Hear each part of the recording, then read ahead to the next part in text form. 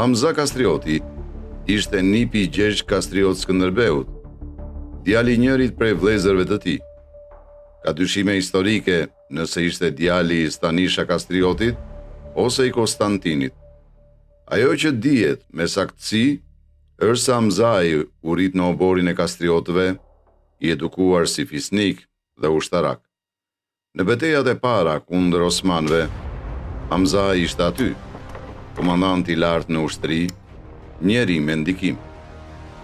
Hamza Kastrioti luftoi për krah Skënderbeut, veçanërisht në fillim të fushatave të beslidhjes së Lezhës. Ai mori pjesë në beteja shumë të rëndësishme kundër osmanëve, si beteja e Torvjollit, luftimet në Dibër dhe Mat, rrethimi i parë i Krujës. Ai ishte një komandant ushtarak i besuar i Skënderbeut, por kur lavdia nisi të përqendrohej te një njeri, gjithçka ndryshoi brenda Hamza Kastriotit. Xhelozia, ambicia dhe etja për pushtet, që nuk njeh as gjak e as flamur, nisi të buronte brenda tij. Në këtë moment, fati do të merrte tez tjetër.